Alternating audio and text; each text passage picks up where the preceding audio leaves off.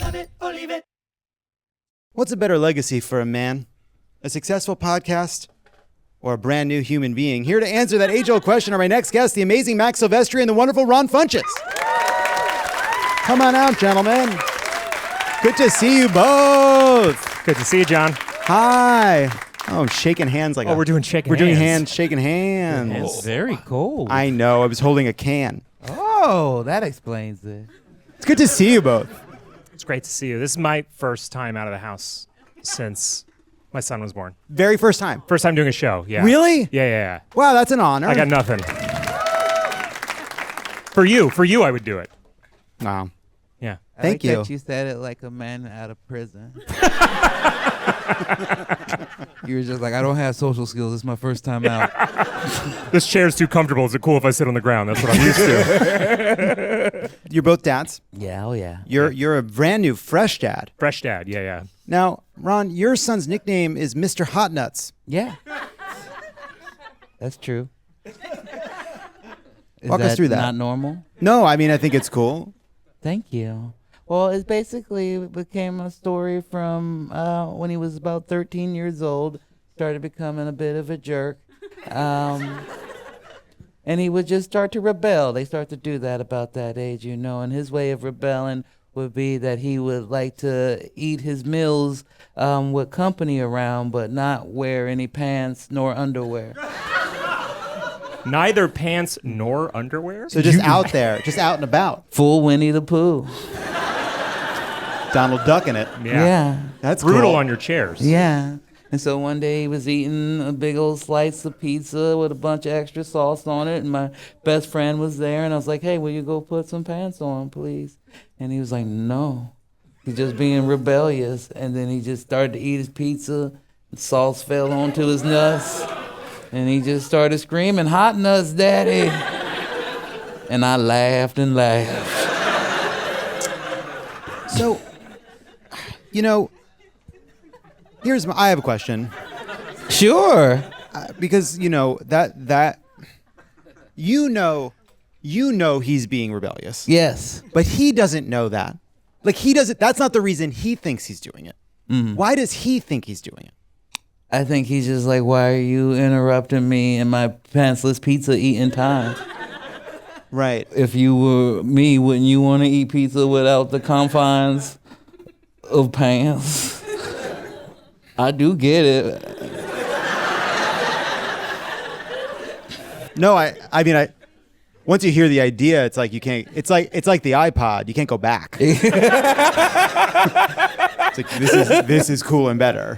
Is he unfolding a napkin and putting it down or anything like that? Or like, these are chairs that presumably, maybe he rolls his gaming chair out or whatever, and it's kind of like, my bed, I'll sleep in it. But like, if other people are using those chairs, I feel there must be some sort of courtesy. In my culture, Mr. Hot Nuts, I put down a napkin.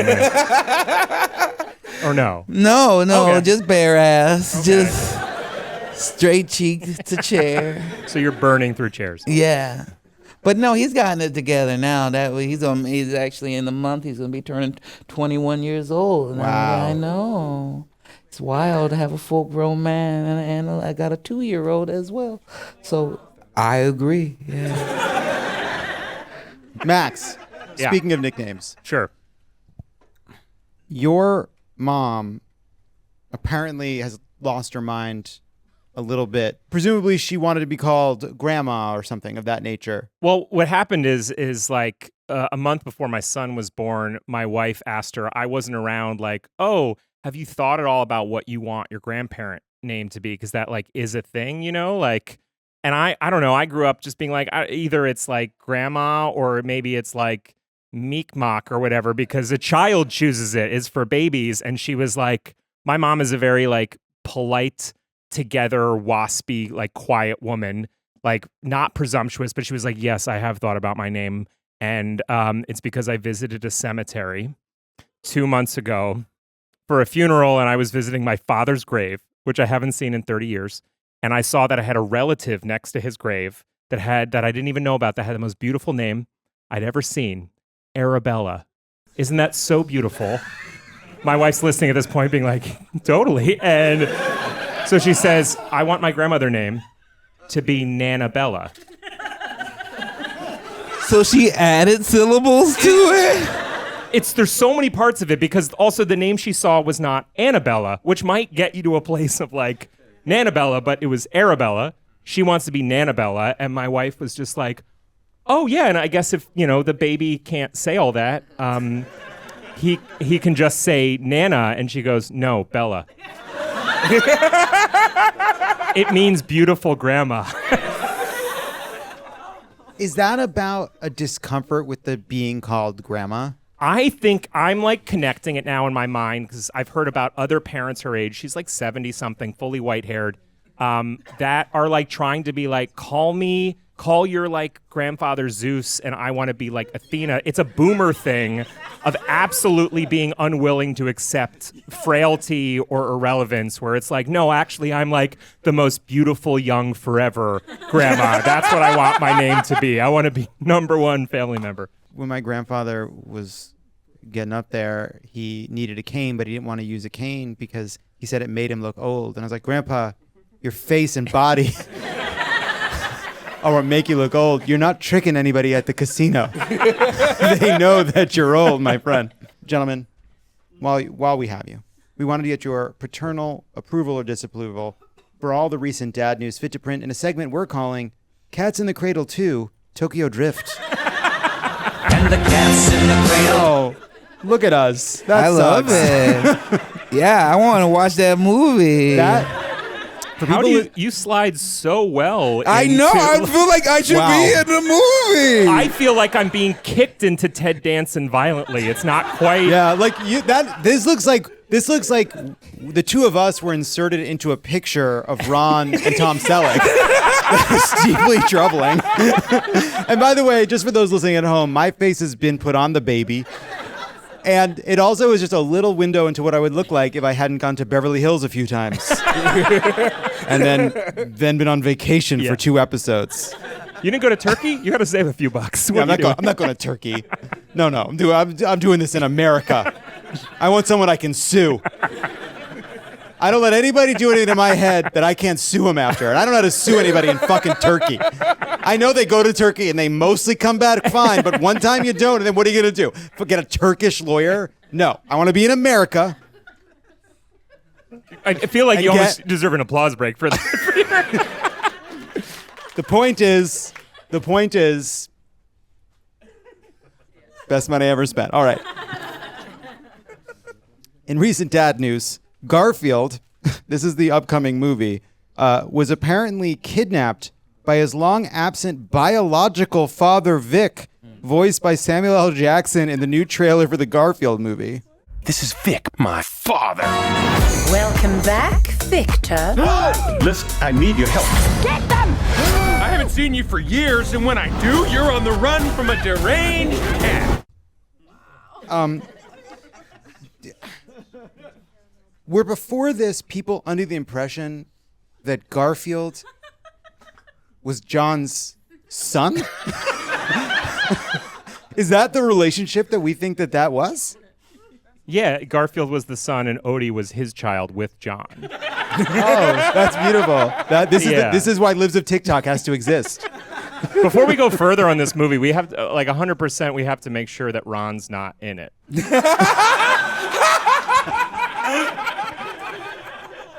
No, it's safe to make Okay, fun. cool. I will say that. I mean, that actually looks like the plot of my childhood, right? That's cool.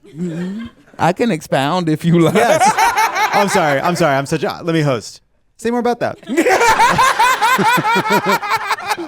I didn't have a relationship with my dad in and out until I was like 13, and then I went to live with him, and then I was like, oh, you're also in a weird situation, and I end up hanging out. You know you're in a bad spot where you're hanging out with guys who have the pins with the naked ladies on them. You're like, Oh, yeah. That fucking crush with Kendra. yeah, well, you get it because you know you see it, but they own it? Yeah. Those guys go to those third shift bars or whatever that open at 3 a.m. Like those Yes. people that have naked lady pens, they're living a different life. Absolutely. It's cool when you're 13. They're like, oh, I'll never, I know the internet exists, but sometimes I need my lady in pen form. I get to see a naked lady every time I sign a $2 check. It is strange when it is strange if an adult has the naked lady pen. It's like they have the relationship to pictures of naked ladies that kids have to candy, which eventually you get to that age and you have that moment where you realize you can have candy anytime you want. I mean, I wish I had the pure enough spirit to have a mechanic's relationship to pictures of beautiful women. Sometimes I see one and I'm like, it'd be so nice to just print that out and hang it up on the wall, but I'm obviously not the sort of person that in a workspace I'm going to be like, look, sometimes when you're having a hard day, it's nice to look at a picture of a beautiful naked person. Yeah. But wouldn't that be simpler if we all just embraced that? I mean, maybe they're right. Maybe just hot people having little it's like, why not? Well, like my son is getting about to be 21, and he's at the perfect age where he not only like wants to see pictures, but since he doesn't really have access to them, he'll like paint drawings of his favorite ladies. And he has a picture of Kim Possible above his bed right now. And is she wearing all her Kim Possible clothes? Not the bottom. She's eating pizza. Oh, so she's at dinner. Yeah. It's a pizza party. Bradley Cooper, in his campaign for that Maestro Oscar, discussed his relationship with his daughter on Dax Shepard's Armchair Expert. The first 8 months, I'm like, I don't even know if I really love the kid. We don't know her It's yet. dope. It's cool. I'm watching this thing morph, and then all of a sudden, I love that honesty, by the way. that's my experience. That's a lot of people's, I think, and they're afraid to say that. I mean, my experience was totally that. Fascinated by it. Love taking care of it. Would I die if someone came in with a gun? It's only a couple of months. I don't know. I got a lot to She just arrived.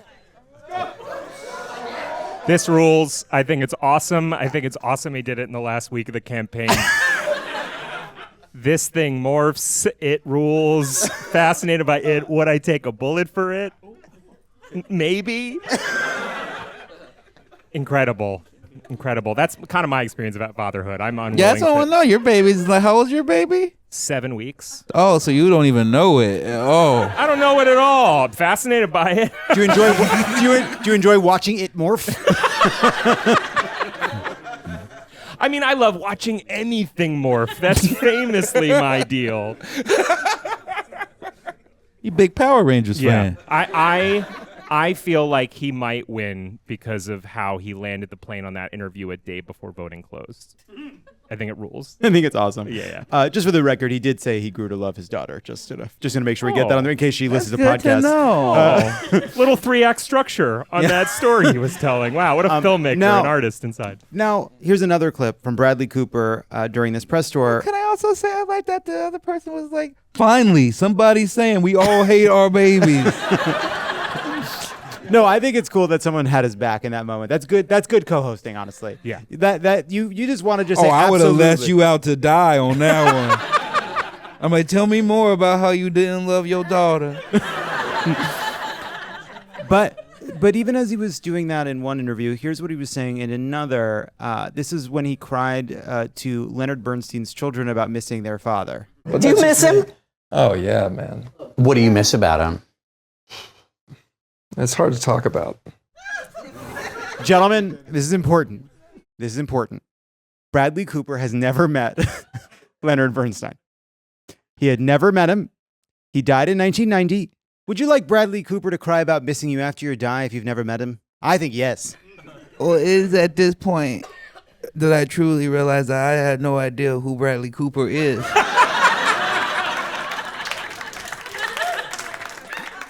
Because I was like, I don't know who this man is they're talking about. And then I was like, Lady Gaga. And Yeah, Rocket Raccoon. yeah. Oh, that's who he is? Yeah. Okay, all right. It's okay if he don't love his daughter then.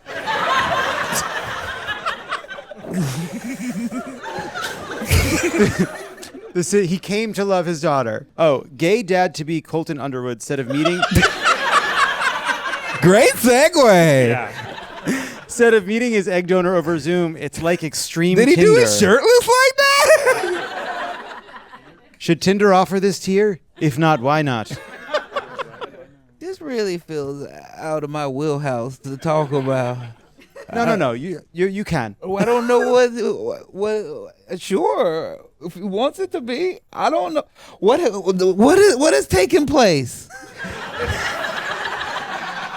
I feel like what's taken place is a misuse of hyphens or gay dad to be can really be read a couple different ways. Like you could. Wow. Yeah. How many ways? What are some of the ways? I'm a dad. I could be a gay dad to be if I were to come out later. I just mean it implies that he's gay and he's a dad to be, or he's a dad who's gay to be. There's a lot of ways. People have been telling me I'm a gay dad to be for 15 years. One more thing about who cares?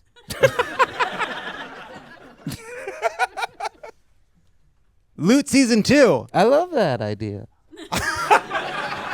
You remember when Loot was shooting season 2, I believe, outside in the office building where I record podcasts, and you were sitting with Joel Kim Booster in chairs, as one does, and you were sitting side by side, and I said hello to Joel, and I said hello to you, and then I texted Joel, and I said, I think Ron had no fucking idea who I was.